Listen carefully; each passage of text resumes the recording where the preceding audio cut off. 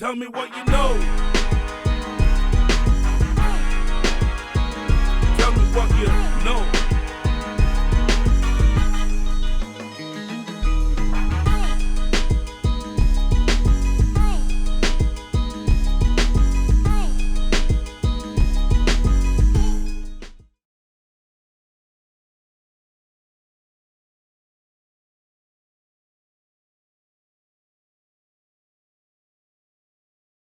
Welcome, ladies and gents, to this thing called podcast. My name is Jay Bravo. We are live and direct from Set the Pace Studios. I'd like to give a big shout out first to Nana, the man behind the camera, doing his thing. Big shout out to Weeksy and Young Jizzle.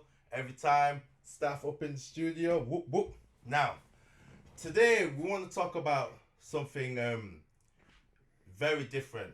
Because as a youth, you know, there's a lot of things that I have seen, but I was so young, I didn't really get to understand these kind of things. You know, I just grew up in my area. You know, I played with the kids. You know, I went to school, went to see my dad. Saw these flashing lights. You know, would look across the street and see Mr. Craig's, and I'd be from Harvey's window just looking there. There's certain things in my life that I just have no real understanding of what I was seeing and what I was experiencing and why things were the way they were. So today we have a very special guest, a highly respected man in the community by the name of Bopper. Folks, nice to meet you, man. How's everybody out there? Yeah, we're going in, folks. It's kind of like this. Listen, we ain't got time to roll here.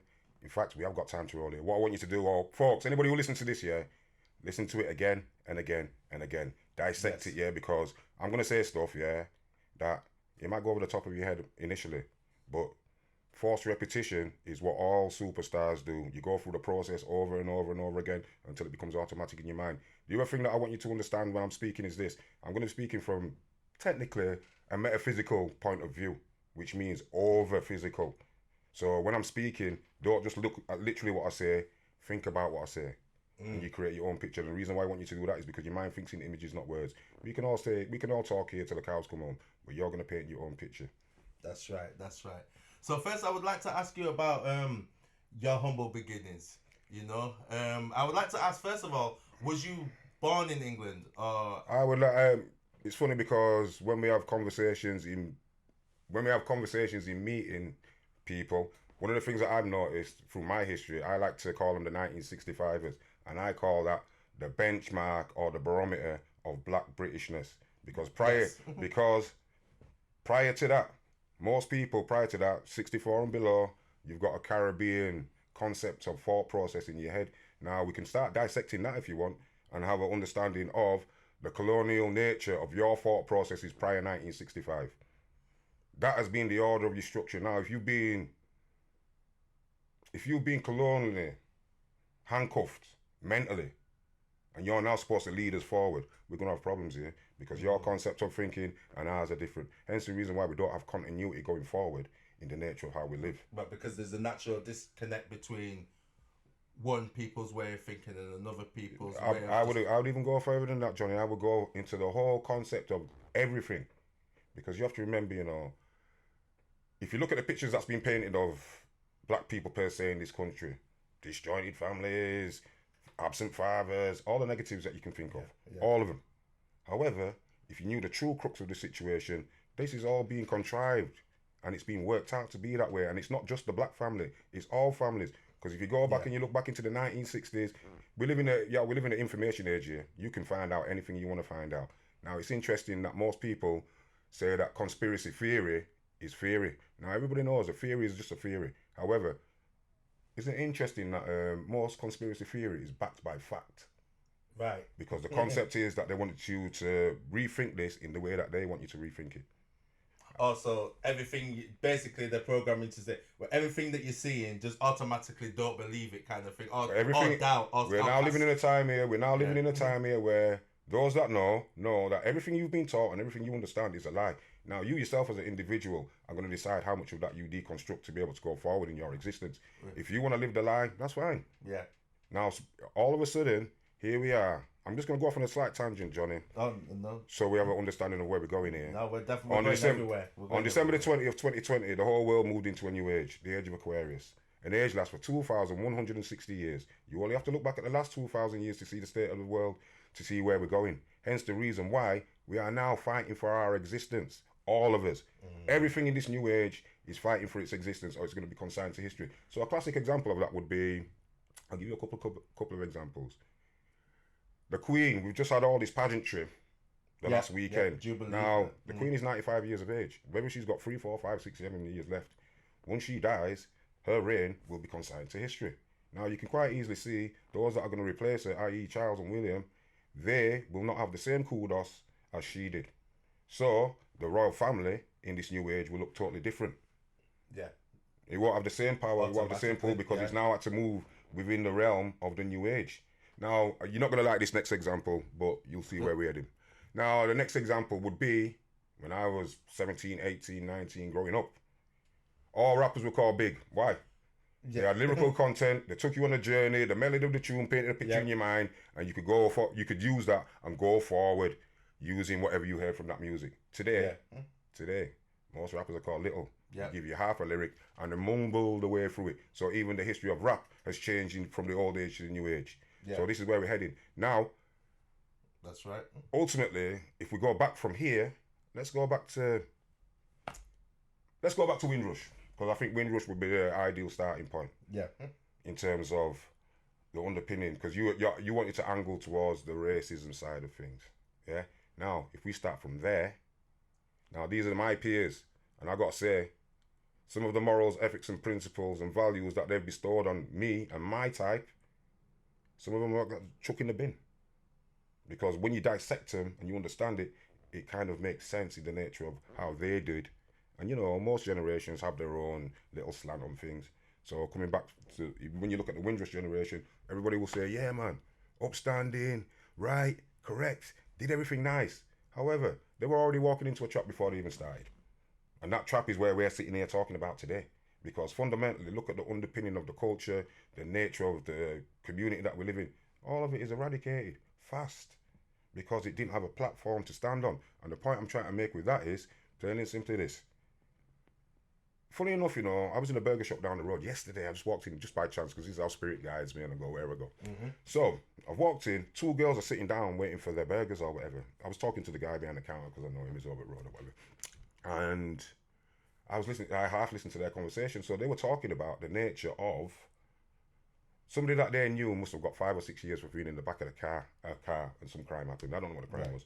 So I literally turned to him and I said to him, yo, listen, you two, do you know what joint enterprise is? Because that's how they're scooping up all the man these days. Yeah. So they said, no, we don't know. So I said, right, okay, here's a classic example. If I said to you that I'm going to kill her and I kill her, you don't say nothing. You're complicit to the crime. And this is how they're getting scooped up. So anyway, that conversation went on. They both had a better understanding. However, the conversation then deviated off into culture. And I then spoke to, I said, because one of them was African and one of them was Caribbean. And I said, have you two good friends in it? They said, yeah.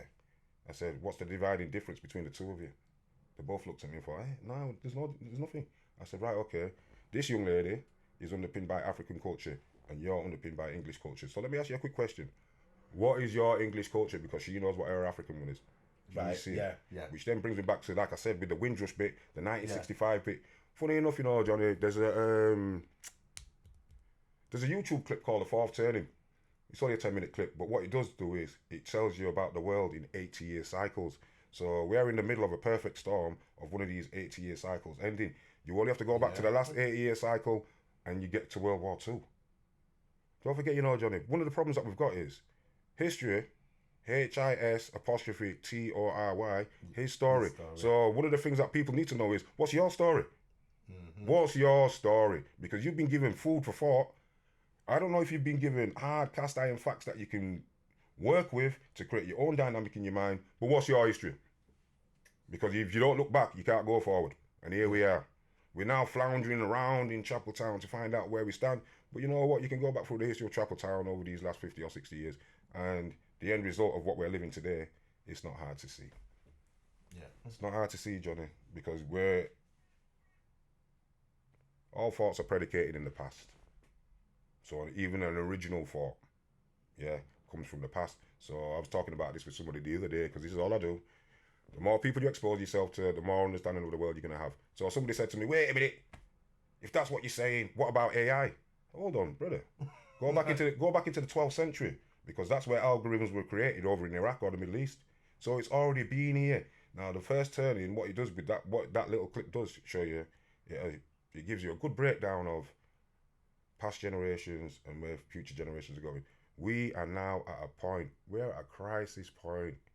I know we're supposed to be talking about Chapeltown, but whether you go to Handsworth, Lenton Boulevard, Moss Side, the process what's happening in Chapeltown is the same process that's happening there because it's been systemically programmed to do so.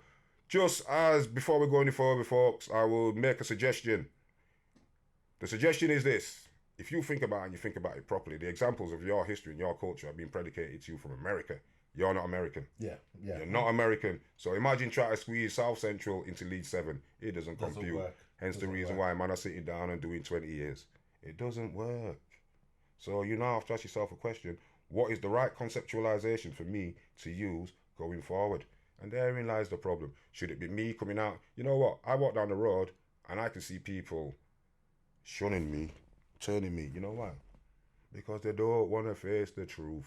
Because you know what? I'm not saying I am the truth. All I'm saying is that it's truth that guides me. Face the but truth. You have to be rational. And you have to examine these things. And you have to have an underpinning and an understanding of what it is, how it works, and more importantly, how's it working on me and mine? Yeah. Because a lot of people were living in a time where people don't really want the truth. They just want their own beliefs confirmed. The things that they they're just wanting to be around. Like, I don't even know if it's like-minded people, but it's just that group think where everybody is just saying the same thing and this. And therein lies, sorry to cut in there, Johnny, and therein lies the problem because it's that group think, that's stifling individual thought and creativity. Because once you've created a hive mentality, it's not by accident, that one of the most prominent books that people still talking about here, 1948 and George Orwell, one of the things that you have to remember is if you now name an iconic figure of the 20th century, we can find a loophole in that person and the reason why they were put in that position. Somebody said, "What do you mean?" I said, "Do you think Bob Marley just came around by chance?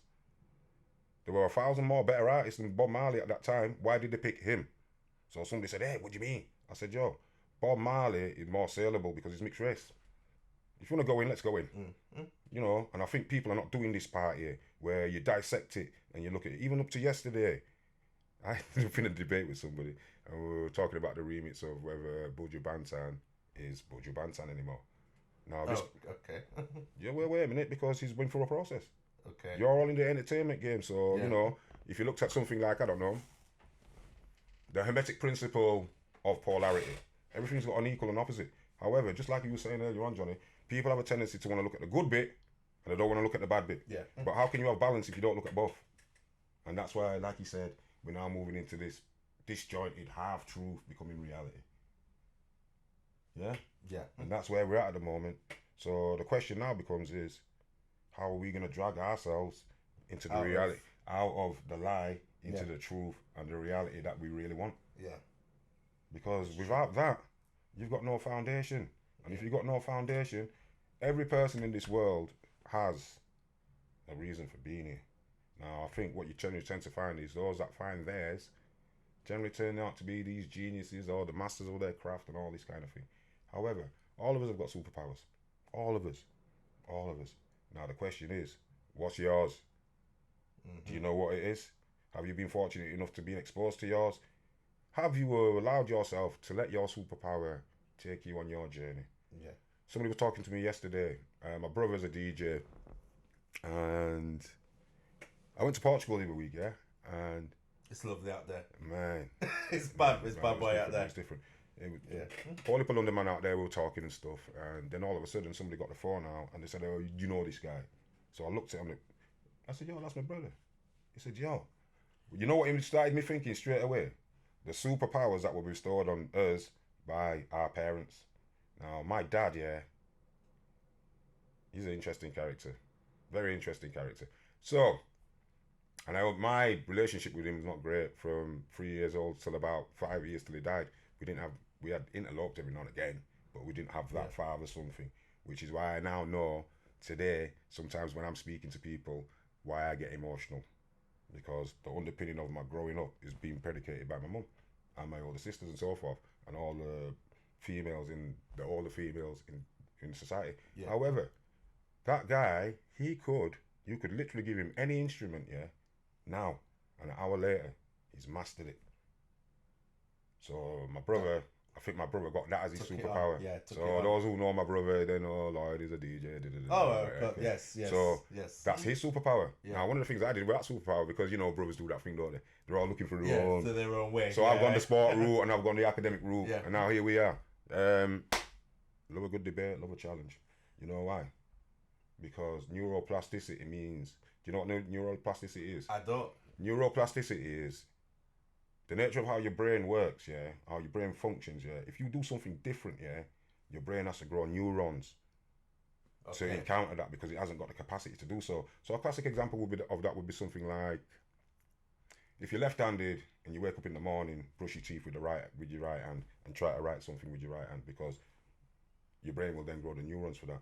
Case in point being, experience as much as you can to keep your brain lively and keep you moving like that. Whereas a lot of people, because I get told like that with a lot of, like, when you're training, dancing, boxing and things like that, you have to unlearn things first then relearn it. Yeah. Because you have to break down the information that's been put to you, reconstitute it to allow it to work for you. Yeah. Hence the reason why, if you notice at school's an interesting one, actually. Yeah. I was going to ask you this about school. I had this observation where am I wrong to assume that it was around the time when parents really started actively complaining about teachers being able to hit their kids? That No. You see, kids. Don't forget, Johnny. You have to remember. You have to remember. Yeah. Think about the nature of the older heads, the pre-1965ers, and their approach to discipline. Yeah. Licks first, questions later. Yeah. Because that's how they've been programmed. That's what they understand. Now, going back to schooling here, I will say this, and it's been a very interesting observation over the years. First of all, they took middle school out of the mix. Yeah. So now you've got 9 and 10-year-olds competing with 18-year-olds straight away. You're already creating an inferiority complex. I was that last year. Right, okay. So we had middle school. Yeah. So between the ages of, you went to primary school up until 9, and middle school you went till 9 till 13, and you went to high school from 13 till 16. You literally went to high school to do your exams. Yeah. But that 9 to 13 age bracket is where most individuals in this world, it's called the formative years. Between the ages of 3 and 8, yeah, that's where you start to formulate, because that's when your brain's at its most expansive. That's when you start to learn things, hardwired stuff that's going to last forever. Yeah? You come out of your formative years, you go into middle school, you're now a bit more, you go into middle school, you're now really finding yourself. So we had 4 years of finding ourselves. Right, okay. So you now become a different human being by the time you get to 13 to go to school there. The other thing I will say is this, which has been interesting around Chapeltown, is every single school that I went to, primary, middle and high school, the dominant culture of the school was black. So the school politics, yeah, were black. Now I've noticed with some of my peers, yeah, who went to white orientated schools, they have a white philosophy of part of their process, and sometimes they can't break down the nature of their being because it's being infiltrated by a white orientated thought process and the schooling. Okay. So was the teachers and stuff black as well? No, however, in middle school, the first black headmistress, I don't know if it was in the UK, definitely in the city, she came to our school. She's a woman called Gertrude Paul. They've named some flats down the road after her. Okay, all right. Yo, listen, when she came in, things change up. Immediately. Now, was that for the good or the bad? Now, her underpinning is that she was also a part of the Saturday school, because we had Saturday school back then. We had Saturday school. Everybody will be in Saturday school now. You won't be running around. Saturday schools will be finishing, and you'll be out now. You can skip off and go do that thing. So the point I'm trying to make is the culture that you orientate in school. The problem with schooling is plain and simply this. This is a very sweeping generalization, by the way, folks, but I want you to, like I said, analyze it from your own perspective. If you think about it and you think about it properly, yeah. Primary school. Staff in primary school. What's the major breakdown of staff in primary school? 80-90% female. Now, if you're bringing up a young man, he needs balance. don't forget that woman at that school, he's probably never been told to sit down on that chair and do this A, B, and C. However, the new figure of authority for him is a woman. How many men have now slanted that and they've took that into the future, and it's caused domestic violence, aggression against women? Because when you go back into the formative years, the supreme figure of authority was that woman telling you what you didn't want to do. Right. Now that's become hardwired into your thinking. Every now and again, when you're not, yeah, go on. When you get, we're saying when you get grown, it's kind of like you get into a point where you don't want to be told what to what you want to do. Because as you grow, growing the resilience. That's right, and as you grow, you're also going to find your own way and navigate your own way through this. Yeah. So I could punch you up in this school, and I could end up in a Peru or something like that. Because don't forget, I worked in Peru's for a long time. I've been in education for a long time, and the one thing I can quite categorically say is this: the essence of education is when you learn to educate yourself, because the school system has got a job to do, and its job is one job and one job only, to turn you into a compliant member of society. Does everybody know what one of them is? Let me tell you.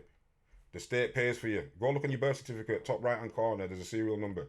That means you belong to the state, even though your parents are your biological parents. Because people said that with the birth certificate. That's like right. The birth certificate is like a license. That's right. You can look at it from another angle and look at it from the strawman angle and say, actually, every person with a birth certificate is worth 100 million. Yeah. However, as soon as your parents sign on it, you forfeit that. Yeah. Because it's I heard about that. Yeah, it's like an intellectual property kind of thing with that's what it is, because the state owns you. So you're now walking around here with this concept of freedom. The state owns you. Now they nurture you for 18 years. Let's just say until you're an adult. And then for the next 50 years, you're paying into the system. And then after that, they discard you and chuck you away. That's a compliant member of the society. So when you see people going left field or going off on a different tangent, because they don't comply to the mandates of society, does that mean they're wrong? Because nobody's not questioning the mandate of the society that you're living in. This is Babylon, this, you know. Yeah. This is Babylon. Yeah. You're in the belly of the beast here. And if you don't believe that, and if you don't know that, you're going to work, you only have to look at the last 2.5 years of the world. And if you cannot see your way through that, they are going to take you wherever they want to, because you will not be able to put the brakes on. And here we are. Because they just made everybody just straight up comply. It was like, ladies and gentlemen, lockdowns in effect. So let's just go back. Let's backtrack because we're digressing and going sideways. So when I was saying with school, I just feel like I said, it was like I was saying, like with the licks. I just found it very interesting that as soon as they were implementing caning out of schools, that it was kind of like there was this big old mandate that nobody was allowed to discipline their kids like that. Like, licks and all that kind of thing. There was really just clamping down and calling any parent that did that just physically abusing their kids. Johnny, there's 3 local schools around in here. There's 3 local schools here, or there was at the time. There was Elmhurst in the Park. Yeah. Cowper Street. Yeah. And Scott Hall. Yeah. Listen, one day we had a school fight against Scott Hall from Elmhurst. So we've all grabbed up all the sports equipment. There's about 100 of us. Oh, goodness. We marched up to Scott Hall Fields. It's on. We're ready for battle. 3 man from the 3 roughest guys from Scott Hall was coming across. So man just looked at him and thought, nah, man, can't do nothing about this. Anyway, police came, everybody scattered, blah, blah, blah. The next day, we had a school assembly. At the end of the assembly, the head mistress, Gertrude Paul, she wrote rid of all these names. Oh, you lot stay behind here. Everybody else went to the classes. So all the 100 are in there or whatever. To cut a long story short, Johnny, she said, listen, you're all representative of me. And if that's how you want to represent me, I'm going to show you how I'm going to represent myself. Every one of you in here, is going to get 6 of the best. Okay. And she just started rolling up her sleeves, came with a bag of canes, and started drilling up. Started drilling man up. What year was this? This is going back some here now. So let's have a look. What year was this? 1970. If I said 77, maybe somewhere around there. Now it's interesting, because I was at a funeral about a couple of months ago, and one of them Scott Hall guys were there. Yeah. And it's funny because as a conversation, we were talking about general stuff, but his mind automatically went back to there. That point. That moment. That point. So when I asked him what was it about that moment, he said, "Yo, listen, Have you ever been fucking surrounded, pardon language, folks? Have you ever been surrounded by 100 man coming for your blood? I'll never forget that. So it's how they implement fear into your head. Now that's a fearful situation for him, because one of the things that school unconsciously teaches you is to be fearful, not fearless. Right, okay. Fearful. Right. Because if I keep you fearful, you'll do what's necessary in this society To be stay in line, compliant, to to convince say, people "Oh, to come fall on, in man." line. You Yeah. started doing it, man. And people lost their minds over the last 3 years. It's been Being interesting. compliant. Like, there was a lot of it. People lost their minds buying up. I never thought that we could run out of hand gel in the entire country. Like, hand gel, I didn't get it. I thought someone was lying when they told me. I was like, no, just go Aldi. What you talk? And went down there. There was like, no, it's all gone. Everything's gone. How many are just people? buying Yo, it. wait a minute. How many people are still using toilet paper that they bought 2.5 years ago? The mic. Because don't forget, these are the kind of things that they do. Going back to what you was talking about that hive mindset. That's what they've created. Yeah. That's what they create, and But that's then- what they keep you entrenched But in. then what was even worse about the hive mindset is there were these points in breaks where Boris would be like, all right, yeah, we're good now. We're gonna, and they'd be the first one out the door with no mask on Well, wait a in the minute, shorts. yo. But it's like, yo, what does a virus just evaporate when Boris says so? Like, All right, here's one for you then. Here's one for you. If you think about it, since the Ukraine war, the virus has evaporated.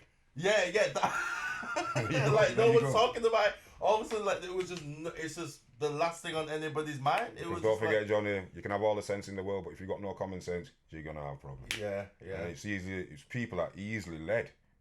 It's called the Messiah complex. 80% of the people in this world want to be led. Now we can veer that off into entertainment, religion, Yeah. politics, whichever way you want to go. People want to be led. Now, you yourself as an individual, you are programmed to lead yourself because it's your journey, it's your life, this is where you're heading. So why are you now going to take instructions from your oppressor and your enemy? Yeah. Why you gonna do Without that? question, as well. A lot of people just do it without question. As the saying goes, you know, Johnny, yeah. if you keep doing something over and over again, knowing that it has a negative outcome for you, that's a form of insanity. Yeah. That's official, that kid. That's official. Now you go back, just have a quick moment to think about people processing, quick moment to process some stuff that people around you are doing, where you think to yourself, blood clot, what am I doing? But it is what it is, brother, because here we are. Yeah. Yeah? Yeah, man. So was you a teacher? You were saying that you I've been working in you see these things, yo, you go on your journey, my own personal journey, I'm a bit, employment wise, yeah, I've learned a long time ago. One of the things that my mum always used to say to me, yeah, was, I can't wait for this, son. You're the brainiest in the house, we all know that, you know, but I can't wait for that day when I see you walking down the road with your suit and your briefcase on. The moment she said that, it was over. Because now I'm not going to go do that. Because that's what you want me to do. Not in an anti-authoritarian way. Yeah, just but because just that's look the the part. conceptualization. Yeah, Look the part. that's the conceptualization in your head of, Of I'll be success, proud of of myself. success. Yeah. Don't forget, you know, you have to remember, you know, Johnny, there's no barometer for success. Somebody's success could be the fact that they just got out of bed this morning. Yeah. Somebody's success is that they was able to have a bowl of rice today. So it's a bit of a vagary, this success thing. Now, because of the society that we live in, they've created a dynamic of The suit and tie. that, well, The suit and tie. that corporate The thing. businessman. The degree. The degree. My mum used to say that a long time. Like, why are people waiting for me to have a degree to listen to? Here's one for I you then, know Johnny. what I Here's know one- is intelligent. Here's one for you then. Let's do the degree thing, yeah? Let's do the degree thing real quick. Because it's all a rip. It's all a rip. Let's do the degree thing. In this country, if you do a 3-year degree, yeah, if you're going to go and do a degree, you do a professional degree, which is 5, 6 or 7 years. You become an architect, a doctor, a lawyer, that type of thing. Anything outside of that, nah, it's a rip. That's 100% right. That's a rip. Right. It's a rip. So let's do the maths on that, yeah? You do a 3-year degree, yeah?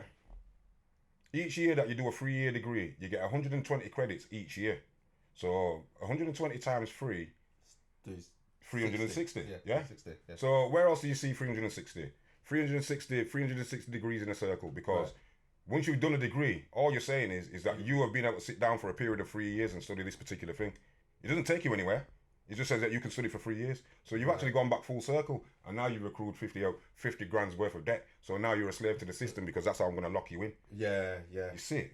Yeah. You could do that 5, 6, 7 year degree, become a doctor, a lawyer, you know for a fact that somebody's going to pick you up if you've got them skills. They're also going to pay off your student debt. There's some people that even picked up a master's on top, Of course. and they still can't even get into the job that they want to do. Because the masters it's a bit of a rip. The masters is the add-on. So I now get you for the 4th year. And it doesn't take you anywhere. Because Nowhere. Wow. Because where you're going, your journey is already charted out for you. Whether you're a spiritualist or a religionist or whatever you are, your journey is already charted out. You now can punch whatever buttons into your own personal sat-nav to take you on where you think you need to go.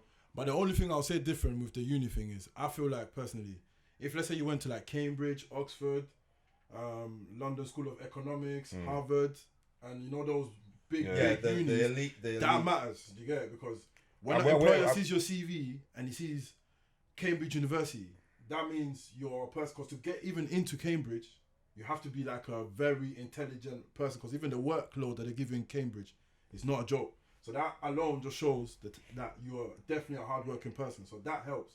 But I feel like I can now name 5 men off the top of my head, which I would call master teachers. None of them study in academia. They've had to go set themselves up, because if they went into academia would be destroyed by these people. And I'm talking about the likes of Bobby Hemmett, Dr. Bobby Hemmett, Dr. Phil Valentine, Dr. Delbert Blair. I'm talking about these kind of men. Dr. Francis Cress-Welsing. Here's one for you, folks. I got to tell you. I know I'm not supposed to be. I don't know what's happening here, but I am going to say this to you. There's a book called The ISIS Papers by Dr. Francis Cress-Welsing, written in 1973. Here we are in 2022. The one thing all that time is, no academic has refuted that book in all that time. That means it must be true. You owe it to yourselves to get a copy of that. What's it called again? It's called The ISIS Papers by Dr. Francis Cress-Welsing. Okay. Now, even if you don't want to go, buy the book, go look at some of her clips. She just died a couple of years ago, which is a sad loss for all of us, because this is what generally tends to happen. We look at all our greats in retrospect. Yeah. But I'm telling you, we're now in this new age. The one thing I know about education is this: you don't need academics to validate yourself. What you do need is to go chase down the knowledge that you're interested in, which is going to further your advancement. And once you start doing that, it's over. You'll end up where you need to be. So, because it's not. But no, No, go on. No, because I was saying it's about what you can apply to your life. It's not just about, comprehension and just repetition and being able to just rally off what's in the book. It's about how you can apply what you are learning, what's useful to you in your journey. Do you know what I mean? Is the most important thing. Well, if you think about it, from the moment you're born to the moment you die, you're gonna learn something. Now, one of the things that I learned over the journey is life is a series of losses, and through each loss, that's how you grow. So, what's the first thing in life that you lose? You know what the first thing you lose is? Your connection to your what? Mother. You'll never lose that.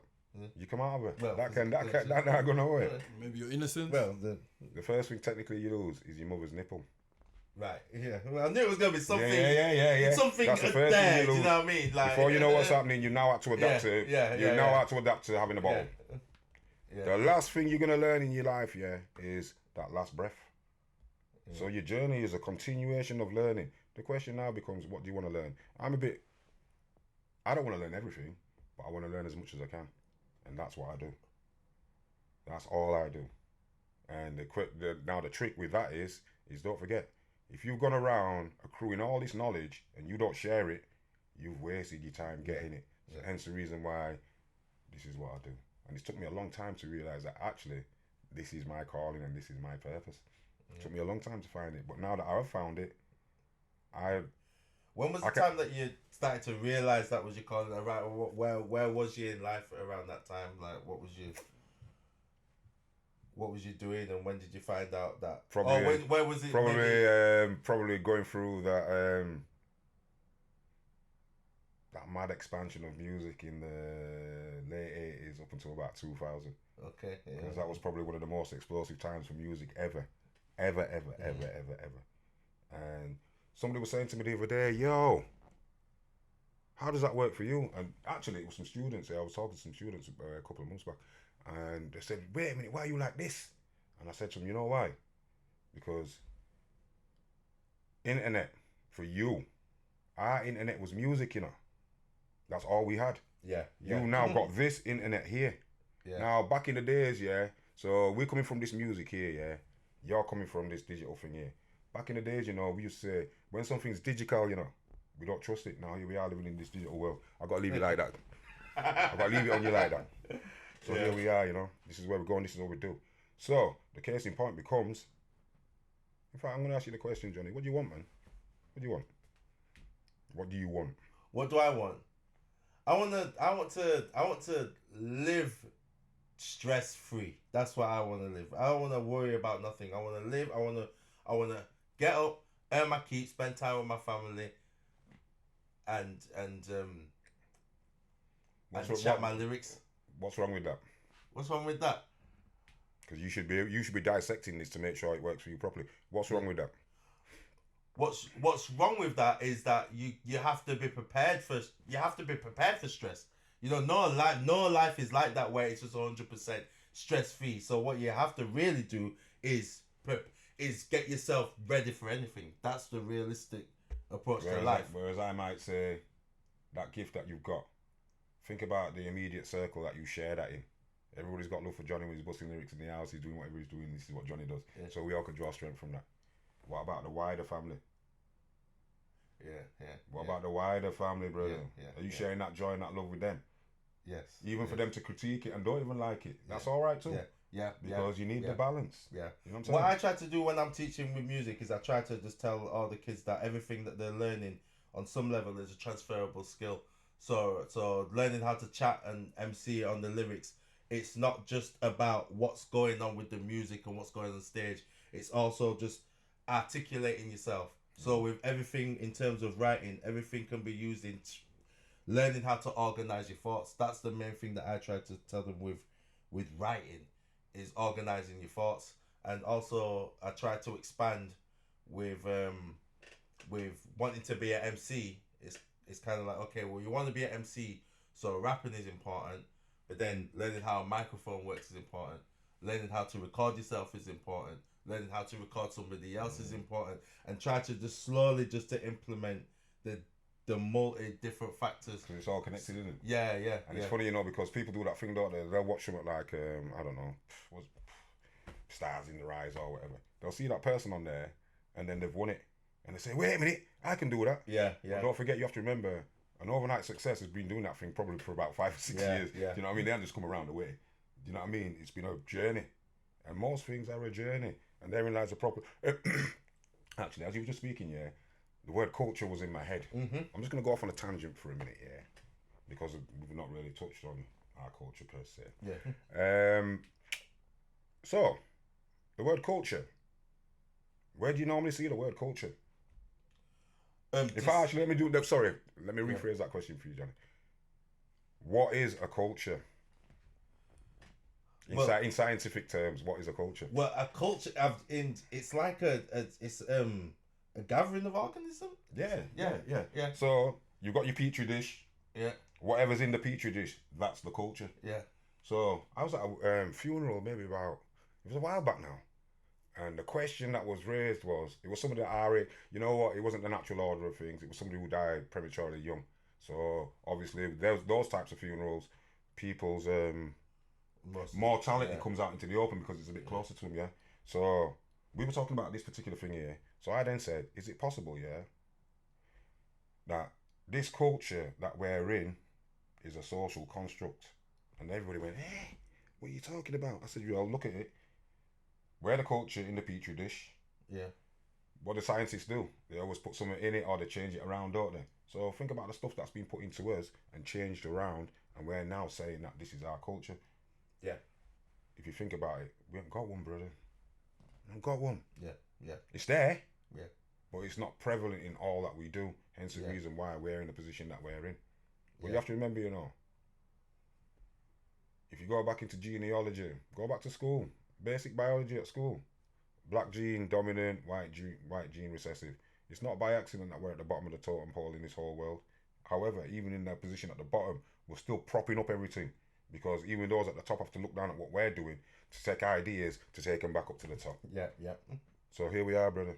And I think we're at an interesting junction in time here, because either we create a culture that we all can live by, and I'm talking locally, obviously not internationally. We create a culture that we all can live by, or we assimilate into the culture that's been given to us, which we all know is not predicated on our best interests. And here we are. Yeah. Here we are. That's man. true. Here we are. A lot of things, especially with 90s, like we were talking a little about it with the 90s, where you were saying that a lot of the 90s were, looked up to Scarface and was inspired by. All right, okay. Yeah, hold on. I know. I'm not saying it how you said it, but No, I'm gonna come back to that. Yeah. How many Scarface films are there? Oof.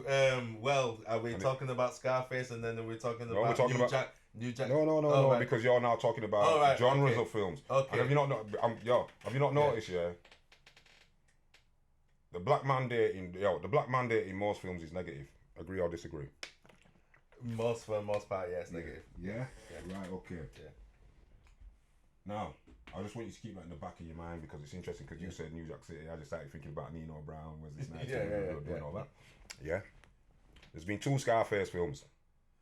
All right, yeah. One in 1932 Yeah. and one in 1985. Yeah.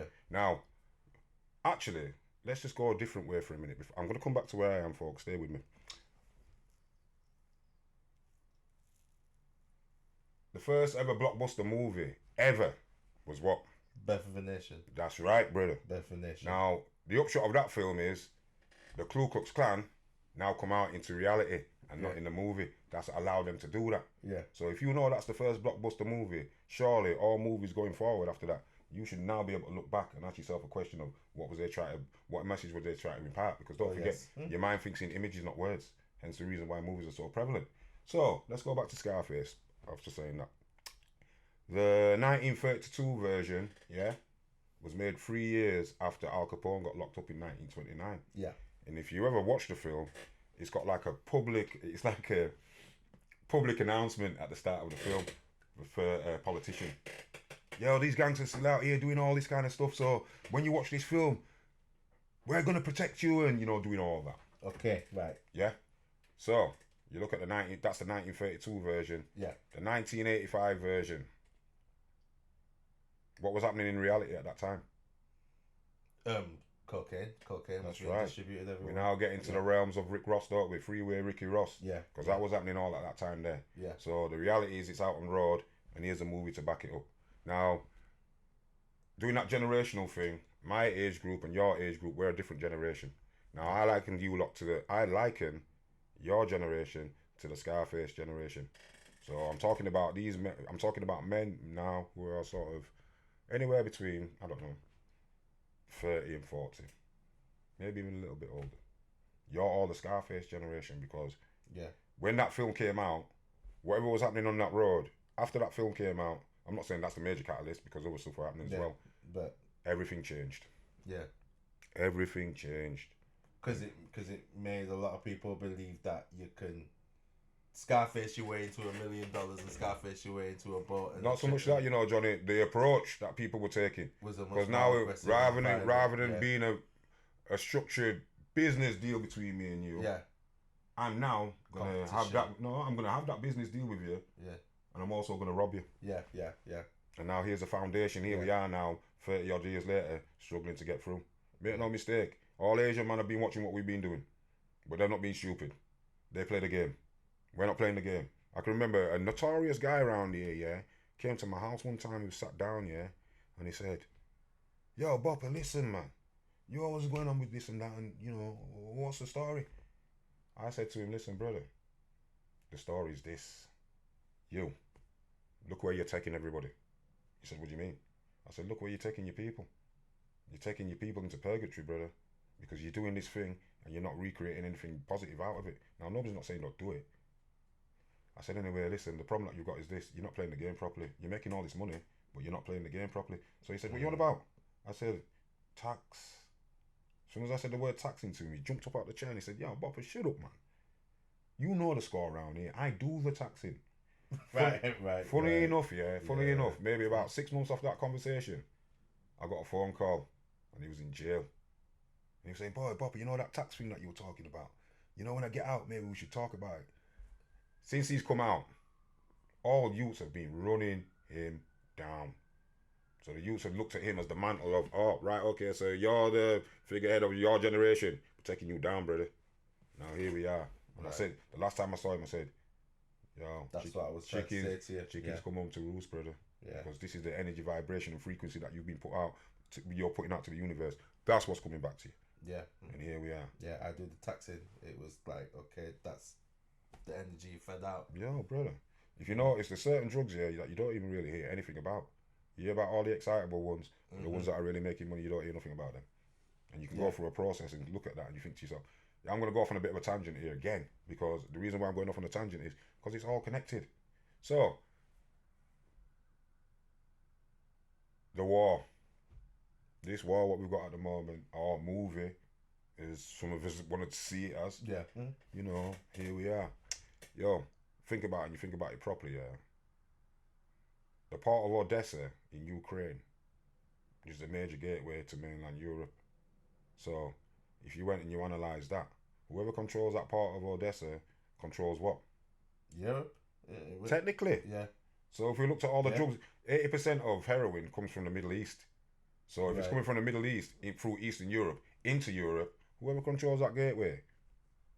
The other thing that you have to also remember with that is, as well as drugs going through there, people are going through there. Yeah. So when we're looking at this war, a war for democracy and all this and that, if anybody went and ever analysed and studied all politics, Saw power. brother, I wouldn't go that far. Yeah. I wouldn't go that far. Okay. It doesn't do what it says in the tin, and it's not supposed to. However, everybody believes that they've got a right to do so. Somebody asked me the other day, why don't you vote? I said, it's two wings on the same bird. Yeah. He says, what do you mean? I said, hey, in this country here, for the last 40 years, technically it's been a conservative government. We've had little breaks in between. But look at the Labour leaders in between. They've been more conservative than the Conservatives. Conservative. And here we are. I lost complete faith when there was the voting in it, and it was basically like Labour and Conservative were tied up, and the Liberal Democrats basically had like the third, and they were like, well, they could hand their voting power to each side, and they went to Conservative, and I just didn't understand it. Wait a minute, brother. Wait a minute. Don't forget, if you think about it, that party does not exist now. Because you can't have most situations have two parties. Because you have the polar opposites. Yeah. So now I'm in the middle here. I can have the sway. Yeah. Now, which way am I going to sway? I think you could have done it. All right. So the election with Boris Johnson, the Democratic Ulster Party, they had 12 or 13 or 14 seats. They were the deciding seats. Boris paid them off and gave them $2 billion. Yeah. They went in with Boris. That's why you've got Boris in charge and now not the Labour guy. Yeah. But you see, even with that, we can look at that from a different way and say, most major leaders that you know in this modern world, they're not. Yo, come on, brother. They're not elected. Here. They're not elected. Yeah. They're selected. You can go through a process. If I now said to you, well, Theresa May certainly was selected. Like, I don't even know about that because she looked like she bridged the gap once David Cameron got exposed for his money thing in the Panama Papers. Yeah, and it was just...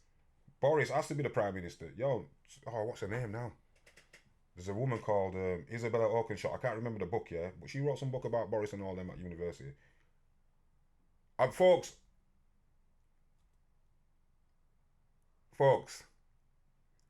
we're now heading into selling your soul territory for what you want in this world. In that book, I can remember seeing her on TV, and she was talking about the book, and she said, listen, they had their little Bullingdon Boys secret meeting, whatever they are, whoever they are. What do you want to be? I want to be the Prime Minister. Well, here's one for you. If you do this, you know what you have to do? Folks, I'm going to be a bit disgusting, but you have to remember, we also live in a ritualistic world, and if you go look at the rituals of this world, they've not changed for thousands of years, even though we're living in these times. They're still running on rituals. Right. Mm-hmm. If actually, anybody who's got any interest in that, I don't know if I'm going to say, in fact, actually I'm going to say, chairman, listen, one of the tests that he had to go through to become the Prime Minister is that he had to shag a pig's head. Wow. And I said that to the camera. That's what I'm doing. Right. Because here we are. You go and investigate that for yourself. Here's another one for you. Let's flip it over. Let's look at Obama. Does anybody know who Lelo Satoro is? Lelo Satoro. No, I don't. He worked for the Indonesian royal family. That's Obama's stepson. I mean, that's Obama's stepdad. Right. Mm-hmm. Now, the Trilateral Commission through Zabinski, they picked him 30 years out. That's why you can't see, that's why even now, you can't see his birth certificate. But that's another story for another day. But people should investigate these situations so you have an understanding of the power base and how it's working around you. Because once you understand how that power base is working around you, you're going to be able to navigate your way through it. Yeah. And therein lies the problem for a lot of people. Yeah, I just went off on a tangent. We were talking about Scarface movies and we ended up over here. But you know, we were really just talking about just what they feed to you. They feed to you a lot of stuff, and then, you know, when you end up in the wrong way, they're just like, oh well, it was your choice. But you have to ask yourself in retrospect, like, did you have a choice? Because there's always, you know, you always have a choice to do something or not do something. But if you don't have a plethora of, like you said, imagery is everything. Imagery feeds the mind faster than reading something and being told something. So if you're being fed all of these negative images or fed all of these lowbrow images of yourself, there's what chance do you have? They want to create that, but if I create that dynamic in your head for you to shackle yourself down, yeah, sit back now. Yeah. Somebody said to me not so long ago, the nature of education, it's rough. And I said, yeah, of course it's rough. They said, what do you mean? I said, when I worked in PRUs, which is Pupil Referral Units, one of the things that I always used to say to the kids that ended up in there is, you know what? Now that you're speaking to me, I might be about the 10th person that's getting paid off of your back. They said, what do you mean? Yeah. I said, well, you head of year, deputy head at school, all these processes, and now you've ended up here. People are predicated to get paid off of your failure, not your success. So to allow you to be successful, that means I'm going to be out of a job. So I'll do what's necessary to slow you down under the guise of doing good by you. Yeah. You know what I mean? Yeah, I used to say that in Future Arts. I used to say that with a lot of the kids because we had first few kids came through the Prince's Trust, and I used to say to them, look, do you know what I mean? All your social workers, you'll get the odd few that genuinely care about you and genuinely want to see you do well, but most of them are just hoping that while you're here, you don't break stuff. Yeah. Do you know what I mean? And you don't hurt people. But if you really were here, and we can be like that, but we really love what we do. So if we see that you're really interested in what's going on here, we've got music here, we've got digital technology, we've got computer programs, we've got cameras. If you're really interested in learning how to use this stuff, we will be here to help you. Do you know what I mean? But it's up to you if you want to take in the information and apply yourself. Because, you know, like, we really just care about this stuff, so it's in our nature. And the social workers, they're just I don't know. You could do that thing though, couldn't you? You could look at it, if you looked at it from a social worker's perspective, there's a lot of things where technically, because of the nature of how they work, their hands are tied. Yeah. You can look at it from that perspective. That's it. It's not their fault. However, like you said, Johnny, you're willing to go the extra yard. So am I. And there's a big difference when you're operating off of that kind of theme and that field.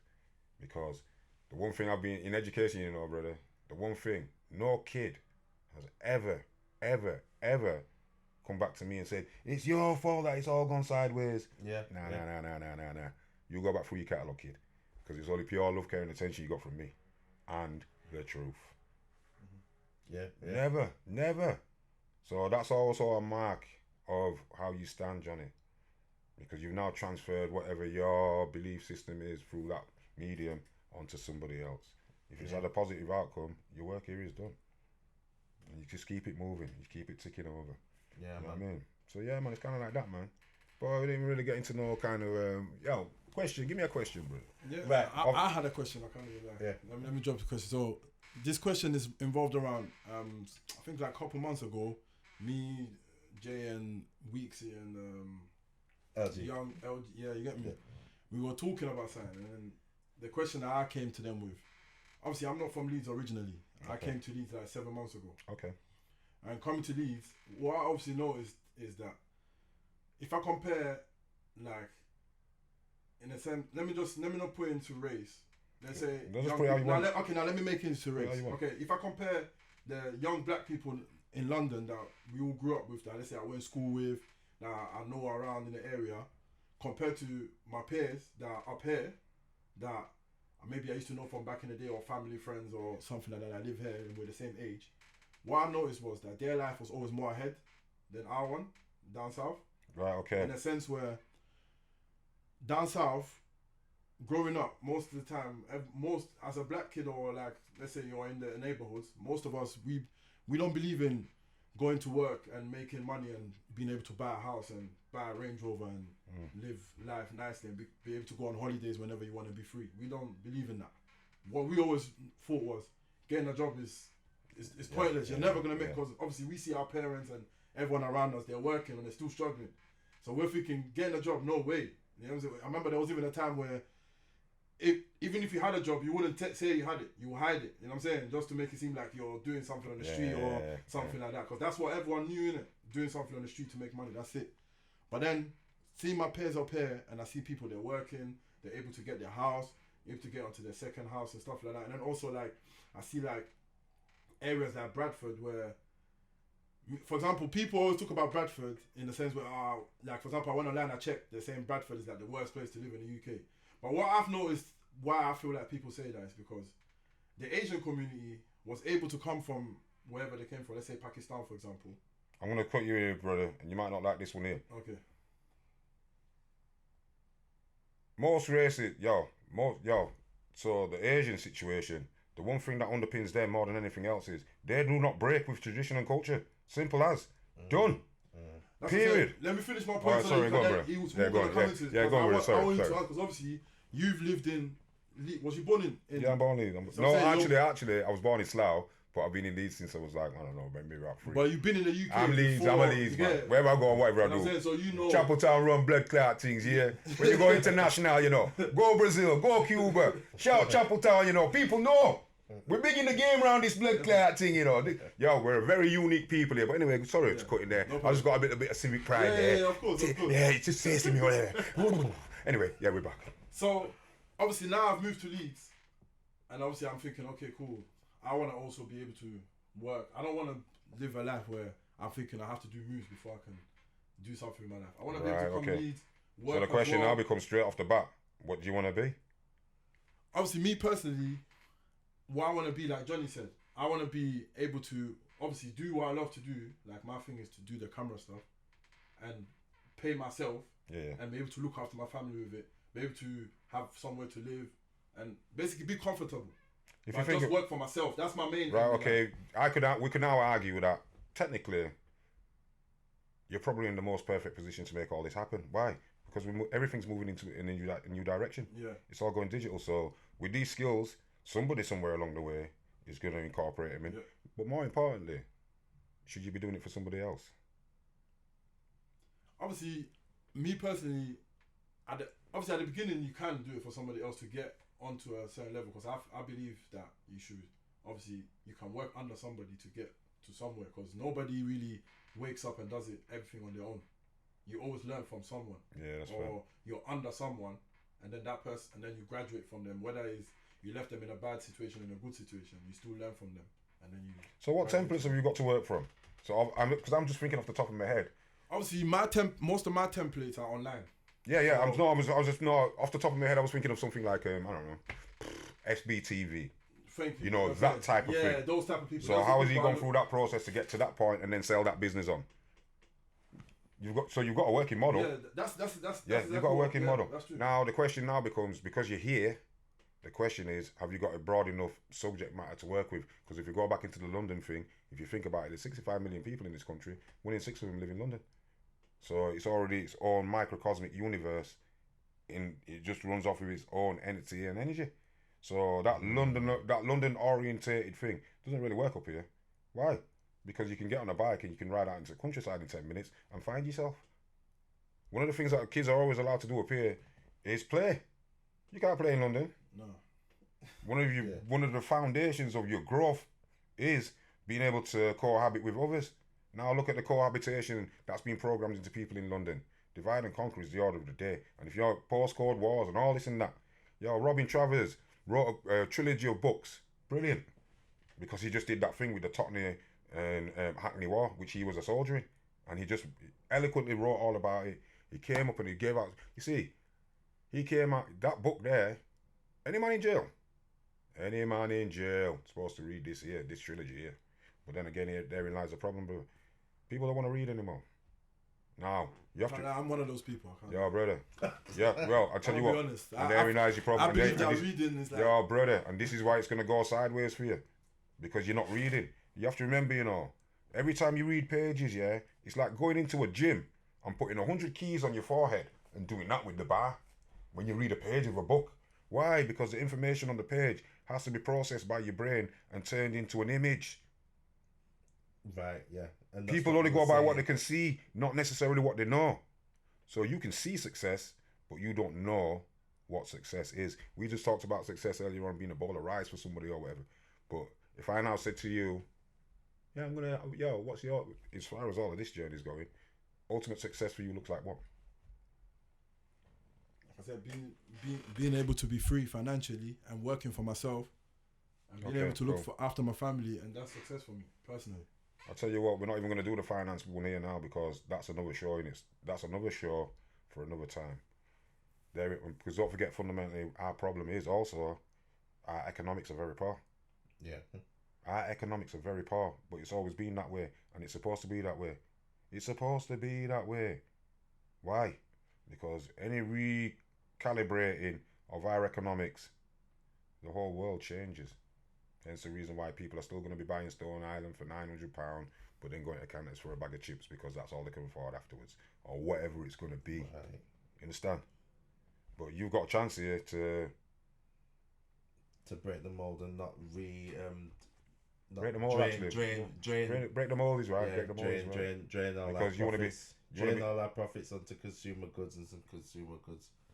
Yeah, but we live in a consumer-based society, don't we? Yeah. The elites call us useless eaters and all this kind of stuff. But like I said, that's another story for another day. Yeah. We can go in hard on that one. Yeah. And I think once we've been through that, we'll have a better understanding of where we are. Just going back to the London thing for a minute.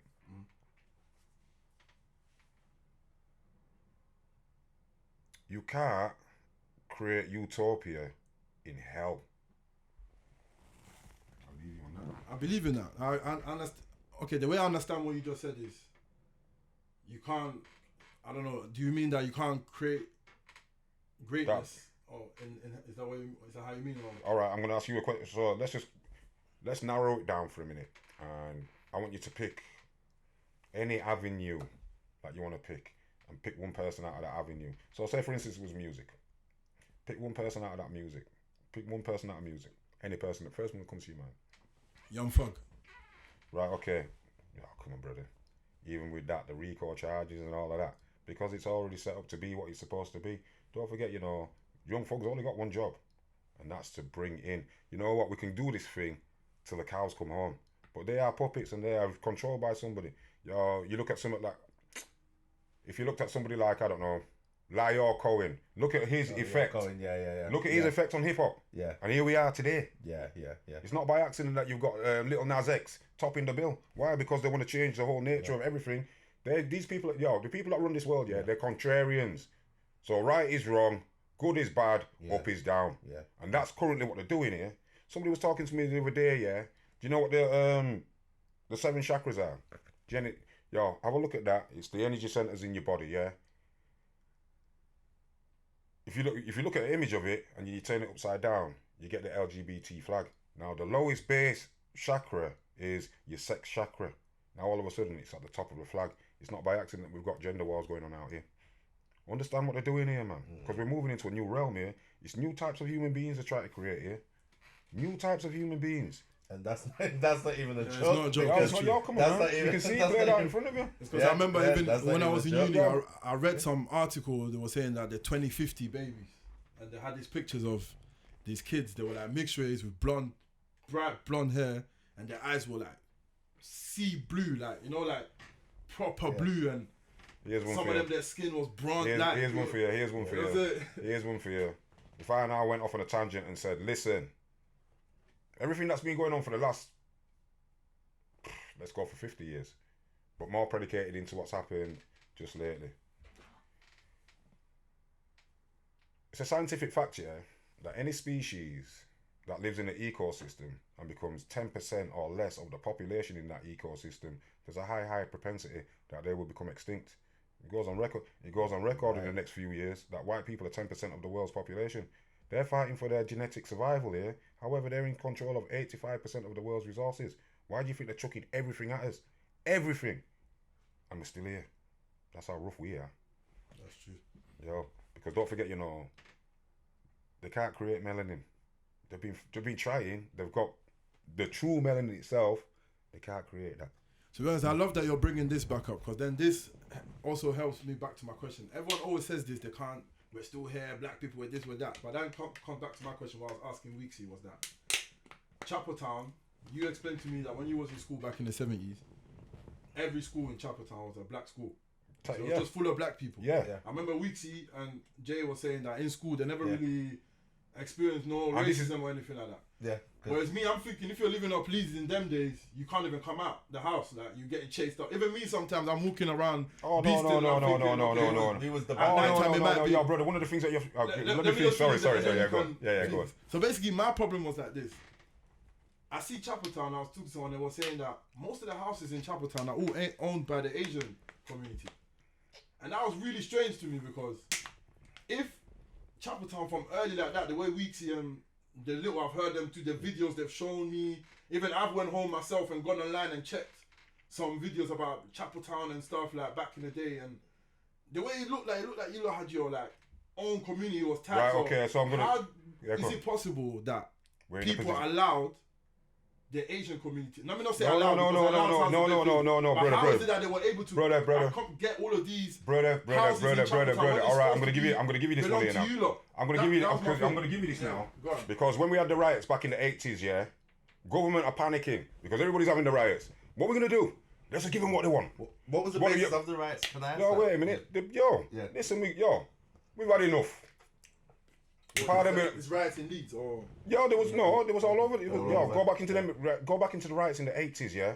That was all over the country. Okay. Everybody was doing it, yeah? Because we just got to that point in our existence where we've had enough here now. So we're going to do this. Fuck it. Pardon my language, folks. But we're going to do this. Now, the upshot of that in Chapeltown is this. When the dust has settled and all the cars are burned and they've done the running around and the rioting and so forth, yeah? Government officials or council officials have come and they'll ask questions. What do you want? So the youth leaders at the time, they said, we want jobs. Yeah? All of a sudden, we had all these jobs, youth work jobs got created. That was back in the 80s. Palace and things of that nature. Palace, all of that kind of stuff. All of a sudden now you've got all this youth work going on. Eventually, you've got all this youth work going on, yeah? They've then gone to the Asian man and said, listen, we've given them jobs. What do you want? Oh boy, I noticed you got a little building over there in the quiet. We'll take that and we'll have that and we'll have that. And that fundamentally is what, and that's the Asian man telling me this. And that's when I look back at it and I think to myself, yeah, all those youth leaders of the 80s, you can't see any of them now. In fact, them jobs don't even exist. So what you're basically explaining is that you feel like the government or whoever the gatekeepers of that were saying, okay, there were so many riots going on during the 80s. Black community, what do you want? And you felt like black community chose jobs. They chose jobs. And then the Asian community chose building. Are you saying that this land and property, they received them for free, or what are you saying? Some of it was. Just like they created the jobs. But I can't believe that. No, wait a minute. You can't tell me that UK were giving out free houses. Listen, Listen. If the Asian man says, yo, we need all right, think about it and you think about it properly. This is, 2022 in Chapeltown. And you ain't even got a community centre. You ain't even got your own community centre. Yo, when the Asian man were asking for buildings, they were asking not for houses per se, but we'll take that communal building there. Because let's go back into the history books, yeah? 5 Asian man, let's go back to Windrush for a minute, because we was, 5 Asian man in a house, 5 black man in a house. They all work in the same factory, and they're all getting £1 a week, yeah? These 5 Asian man in this house here, yeah? £1 going into the pot so we all can eat and pay the rent. You see the other £4? It goes into the communal pot. Then all of a sudden, that turned into £20. So the first Asian guy gets to buy his house. But he stays in the loop until all 5 guys have bought a house. Because because the underpinning part of their culture is we're either going to succeed together or we're going to fail together. Now you got the 5 black men over here. One of them gets it's the same thing, but then one of them gets a promotion at work. Now he's getting £3 a week. Before you know what's happening, he's moved out into a new yard by himself. These 4 men are in here because he can afford it. Now these 4 men over here are still struggling to get through because now all of a sudden his money's not in. Now, but can we say though, because this is the thing I have a problem with sometimes the black community. We like to blame a lot of things around but ourselves. But I feel like, okay, the example you made is perfect. There's 5 Asian man. Everyone's getting £1. £1 is for the rent, and the other £4 is to give to one person so the person can come up, and then the next person will get money, and then they'll come up. Black people, we have that in our community as well. Okay, me, I'm African. I don't know about you. It's different for you. So even straight away, it's different for you. It's different for us. That's true. That's it's different for you. Straight away, it's different for you. That's what I'm gonna ask. So in Africa, we have this thing too. Yeah, of course. Not here though. We can put money together. Yeah. And then give it to one person, and then, for example, let me put it like this. In Africa, there's a thing like this. Let's say we're brothers, 5 brothers, yeah, and I'm the one that maybe, let's say I'm the oldest, and my younger brother is the one that's smart in education. Mm-hmm. There's a thing that we can do where we will say, you know what, me, the older brother, I'm gonna stop school, and I'm gonna go to work. I'll sacrifice myself so that he can go forward. Yeah, man. You got the little ones, but you don't stop as well and just go to maybe community college instead of uni. Yeah. Let's put all our money into the second born that's smart in school. When he makes it, gets a job or whatever, when he makes it, then he will bring all of us. Up with him, lift all of it, yeah. That's African thinking. That's the same way we've come into UK. Caribbean thinking in the UK, I'm living over there by myself in that rich area. Just like what she did in Black Lives Matter. Same thing. Because history has a habit of repeating itself. She's not going to buy that house. 94% white people. And you're the leader of Black Lives Matter. Come on now. Come on. But anyway, that's another story for another day. The point is this, brother. Is it doable still? Yes, it is. Do people believe it's doable? Not enough do. But I want you to give me more of a better reason of what happened. I can't just take... What do you mean? I can't just take that, one person... What do you mean? What do you mean? Okay, you want a better reason? Yeah, I need a better explanation because... For what? I need a better explanation to why, let's say I don't know the percentages, but why isn't most of the properties and businesses I've just told you. Yeah, but I can't just take that. You know why? Because, you know why? Because the problem is that most people, like I said early on in the piece, yeah, when most people came here, it was to do what? Just to work, to send money back. Not to establish, not to create no dynamic. It was to send money back home. But the Asian community the same. Yeah, but wait a minute. Listen, here's one for you. Wait a minute. Wait. Let's do it a different way. It just kind of came to me right now. Let's look at 2 countries, yeah? Just to fulfill this thing here. 2 countries who both got their independence, yeah, from this country, yeah? So you got a 1947, yeah, when India and Pakistan gets its independence from the Raj, yeah? Everything that they were doing for the 200 years that we were there, because don't forget they had the East India Company, they were selling heroin out of there and all that kind of stuff, yeah? Everything that they put in place over them 200 years, yeah? When in 1947, what the Asian people did was, they looked at all of the things that the English had left, they broke them down, recalibrated, reconstituted them, and called them their own, yeah? So, that's them. You go forward to 1962, Jamaica gets its independence from the UK, yeah? The first thing that they did was, everything that the UK put in position, they either burnt it down or mashed it up. You understand? Yeah. So now here we are, 50 years later, where one country is in the top 10 economics with nuclear power and all kind of stuff, and the one over here, the money can't even buy a slice of bread on the IMF scale. Because you have to remember, because don't forget, ultimately, the reason why this has happened is when they were asking for the jobs, they were asking from the jobs from an emotional viewpoint, not a rational one. Now, if they'd been rational about it, money runs this world. They would have gone that way. In fact, we want financial education. Because don't forget, two things they don't teach you at school are what? They don't teach you financial education and they don't teach you how to think. Yeah, they don't teach you how to think at school. They teach you how to regurgitate facts to pass a test. That's what they do. So the case in point is, let's just look at black people en masse. Black people have always been here. We're not talking about that. We're talking about this recent history, yeah? We're talking about the recent history. Don't forget, the people that was guiding us through this recent history, yeah? They didn't have no financial education. So why were they going to talk about coming up here and buying houses?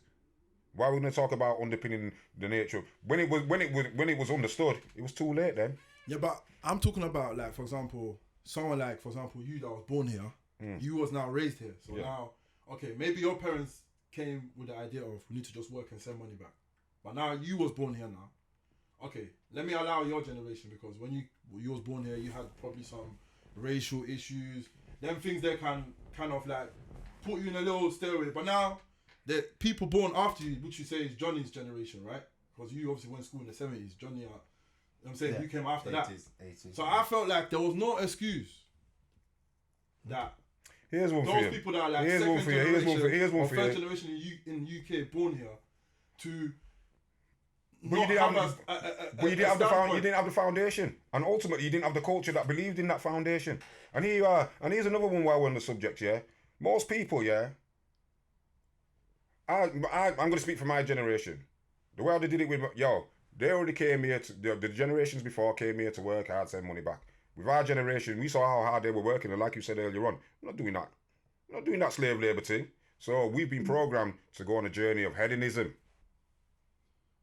But I also feel like this is what, like, obviously people might not agree with what I'm saying, like, but I always felt like Caribbean people kind of failed the black community a little bit in the UK. Of course they are. Wait a minute, but I said to you earlier on. They kind of made us like.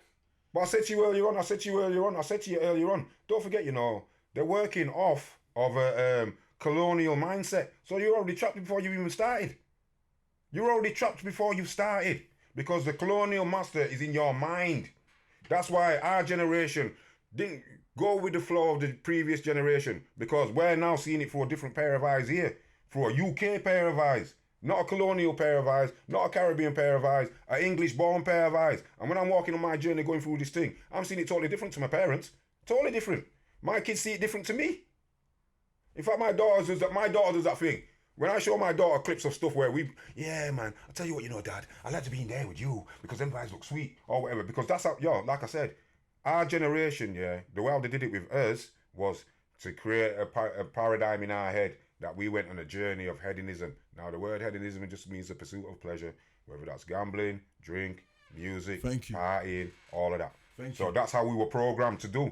All of a sudden, here we are waking out of that slumber and realizing, oh, wait a minute. However, it's not, but don't forget, it doesn't really matter, because ultimately, at the end of the day, like I said earlier on, it's not about us going through that journey. It's about us passing on the nature of that journey to those behind us, so they don't make the mistakes that we made. Because this is a long-running thing here. Yeah?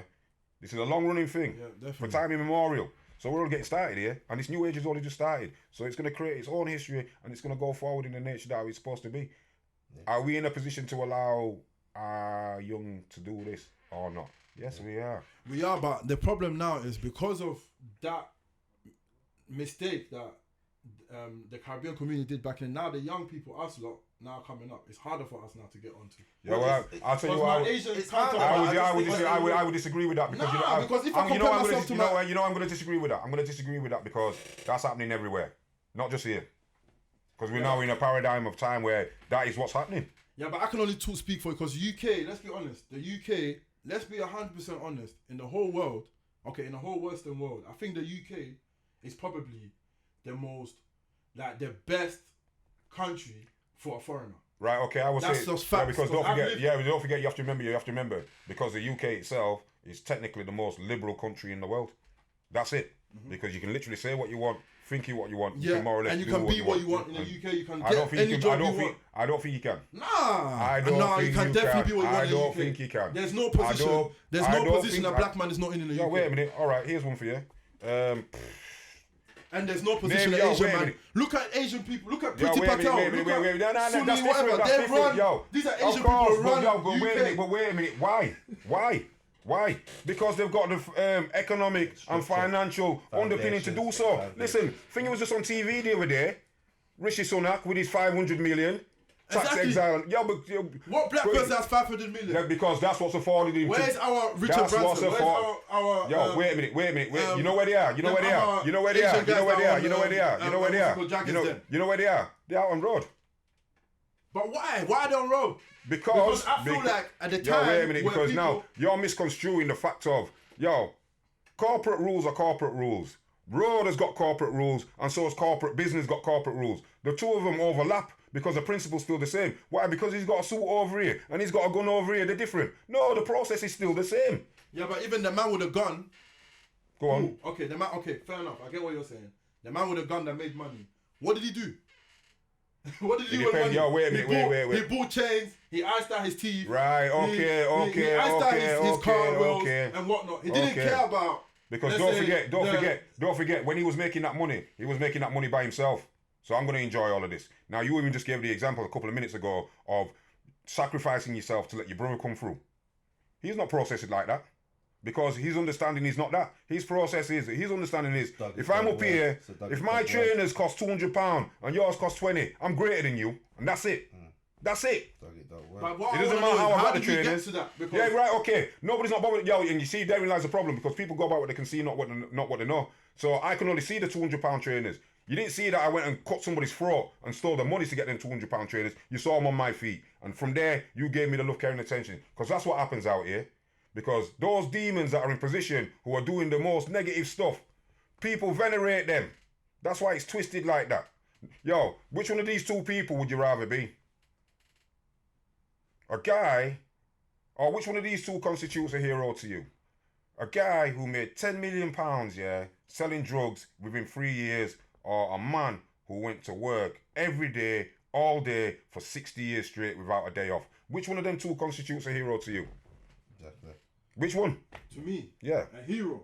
Which one of them two would constitute a hero to you? The guy that made the 10 million or the guy that was working for 60 years? Which one? But the guy that okay, let me be honest on it, would be the 10 million guy. Of course it would. Be honest, Of course it would. Of course it would. Because Of course it would. You know why? He did it the fastest, and now you can see the endeavor of that guy. Now, the guy that's been going for 60 years, yeah.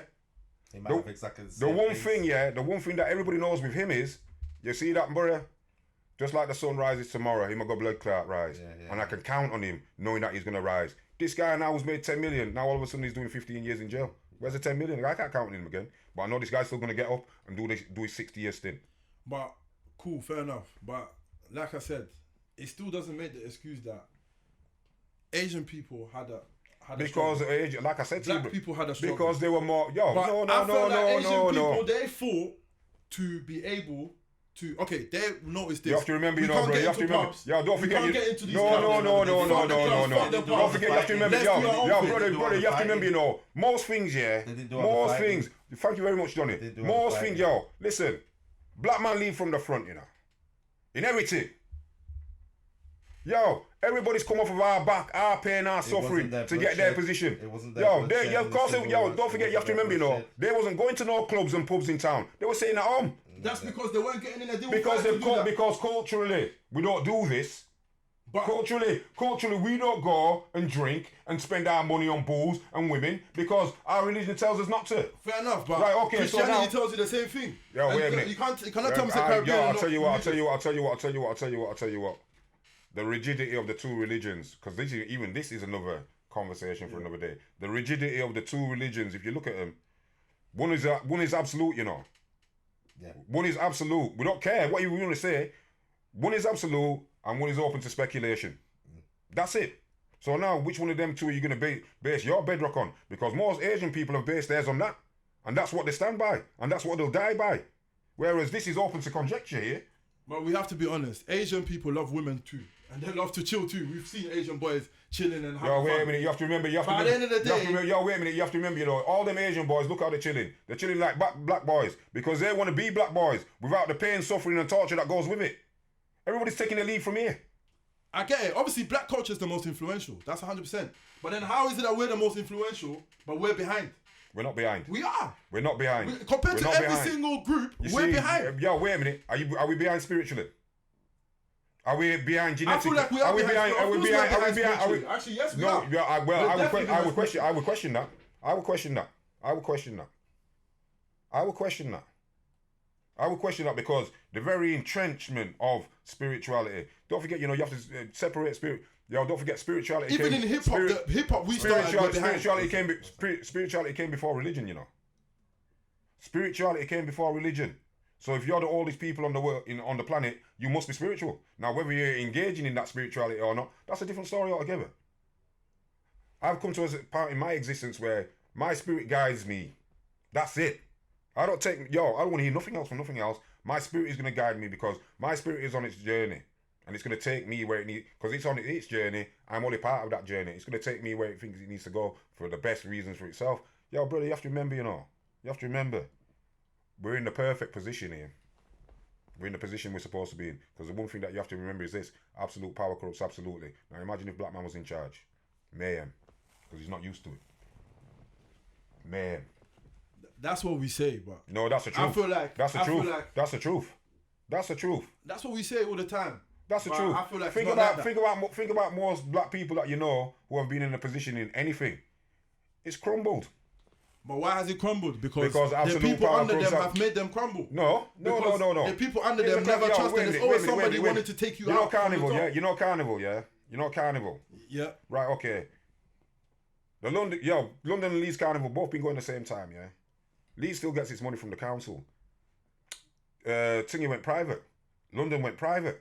Soon as London went private, 750 grand went out of the coffers. They had to go back to the council to go get money from to put it on. You understand how the nature of how things work, you know? We're in a perfect position here because we can see everything looking up. Yo, if we're looking down, we can't see the microscopic nature of what's going on down there, because once you're up in that rarefied atmosphere, you're also moving off into a different life.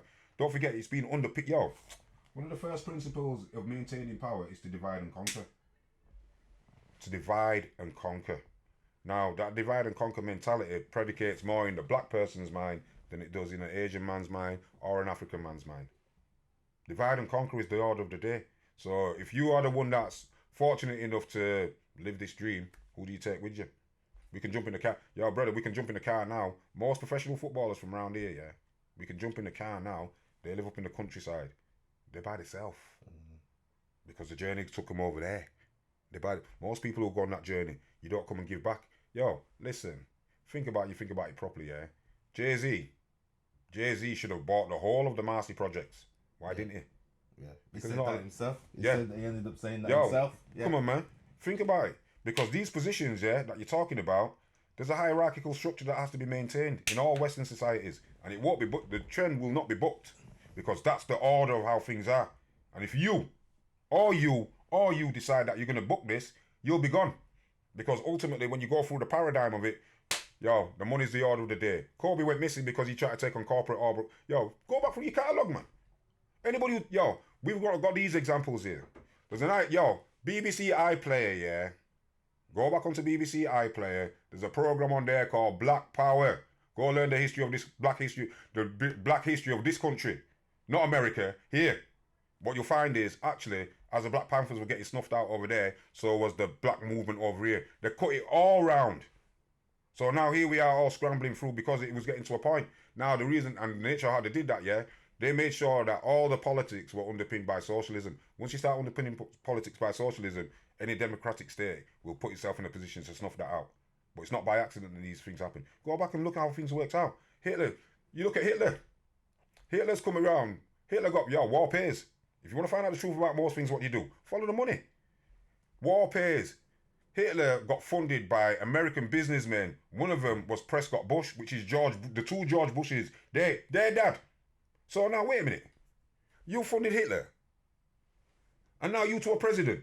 Come on, brother. What type of world do you think we're living in here? Yo, listen, brother. Make no mistake. Yo, representatives of Hitler went to Marcus Garvey speeches, the Noble Drew Ali speeches, and all these other speeches, so you can learn how to talk to people in a crowd. Here we are today. Anyway, yo, listen, man. We're gonna get warmed up here now, you know. As I said, this week we're gonna have to probably continue. Yes, indeed. I'll be happy to come back. I'll be happy to come back anytime. Anytime, We're gonna have to have a full discussion just on that, because I get where you're coming from, but I still can't see that. You see, but you know, because part of, wait a minute. It's not an excuse. It's not an excuse. Yeah. It's not an excuse. Because I feel like we should have a town like Bradford. It's not an excuse. Listen, I'll tell you what. You're saying that now, but brother, please. When you're walking through Bradford, you see black man walking and massing all around street like not now go on. No, you don't. You don't see it like over here. Do you see black man and Asian man merging in Bradford like they do over here? No, you don't. And it's only 10 miles down the road. Yeah. Take them rose-coloured tints off, brother. And let's have a look at the real world if that's what you want to do. Come on, man. It's time to be a bit more rational than emotional. Don't forget. And that's the underpinning of why the Caribbean culture, is broken. You know why? Because every other culture, has the man at the forefront. They don't have it here. Most men, when they get to a stage in their existence, they start getting all emotional because they've not had the rational background to be balanced. Yo, listen. The hermetic principle of gender means you've got a little bit of both man and woman inside you. Yeah? However, ultimately, we live in a man's world, whether we want to accept it or not. We live in a man's world. And that's the order of how things are. That's why there's a big difference between a feminist and a feminazi. Now, all women are trying to fight for whatever they believe, but it's the feminazis that are taking the feminists on a journey that they don't want to go on. Because now, all of a sudden, the mandate that's been put forward is one way it's like, wait a minute, I want equality, but not like this. However, Okay. Now here you are, stuck in this thing, fighting for what you don't believe in. Come on, brother. It's open doors now. We're living in everything's out there. We just need to congregate enough to sit down and talk and discuss and decide what we're going to take from this going forward. Mm. Now, these are not my words. These are Marcus Garvey's words. The journey is not for everybody. So when you think everybody's supposed to get to this happy place, no. Because you've not done your due diligence to allow you to get there.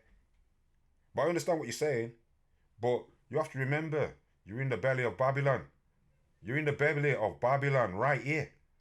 You think, there's three power structure. An empire is based on three concepts: military, religious, and economic. The economic center of the world is London. The military might is America, and the Vatican is the religion. But the books also say all empires are destined to fall. And if you've got your eyes open, you can see this one crumbling in front of you in real time. And here we are. The question is, when the Tower of Babel starts to fall, who's going with it? And more importantly, what type of phoenix are you going to be rising out of the ashes of when this empire falls? Because it's crumbling right in front of your eyes, bro. And here we are. That's why I've still got faith for the future. But that future can only be underpinned and predicated by us defending, looking after, and nurturing our young the right way. That's it. Yeah. Now, if we're going to do it from a point of view of, wait a minute, it's not fair, you're already going to put that biased thought process in their head. So how are they now going to be able to see the capabilities and the possibilities if they've already got this negative bias in their head? And this is where we're at. But is there anything wrong with that? No. But so the one thing I want everybody to understand is this. Yeah, man. The future is yours to take and do with as you see fit, because it's not being cast in stone. You're going to go out and create your own. That's all you have to think about going forward. The question also becomes is, when you're going on this journey into the future, who are you taking with you? And I'll leave it at that, me. That's right. I'll leave it at that. All right. Bopper. Hey. Nice.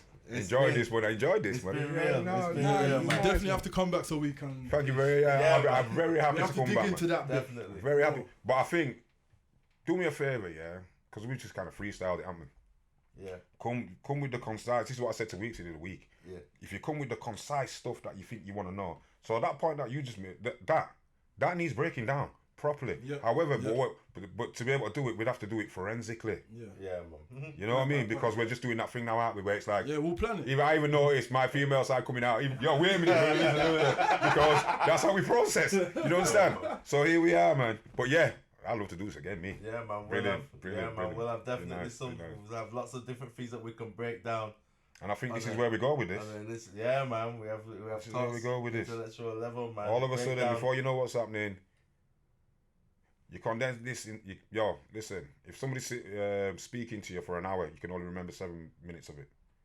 If we condense this down into meaty chunks and then demand that our youngsters get taught this, we fight for that. Yeah, because that way then we can start imparting when they're young.